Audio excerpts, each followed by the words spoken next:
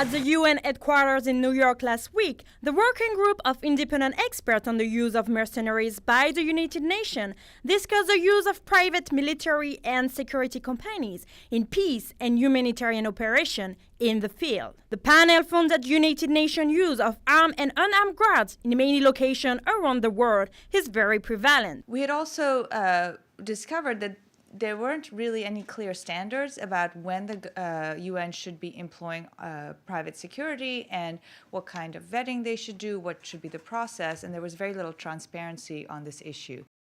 At the press conference, Gabor Rona, one of the independent experts, told reporters that the need for accountability is of the utmost importance because violation will occur. I think it is also important to recognize that we should not and do not want to wait until an atrocity occurs before we have in place a conversation and a system of determining accountability, of determining the availability of remedies for violations that occur, because violations will occur. Expert Faza Patel put the spotlight on the necessity to define the concept of mercenaries and determine how they can get involved in UN operations.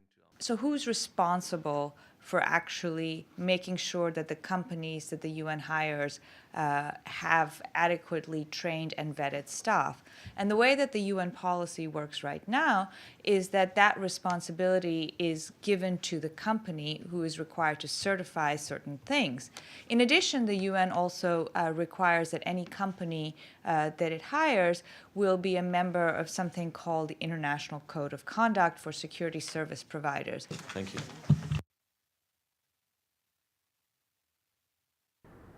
Nowadays, the United Nations operates in more dangerous places than in the past. To keep on providing humanitarian help, the use of mercenaries might be seen as a last resort solution when the host country is unable to provide adequate security to its people. The working group on the use of mercenaries is expected to present its conclusion in front of the General Assembly in 2014.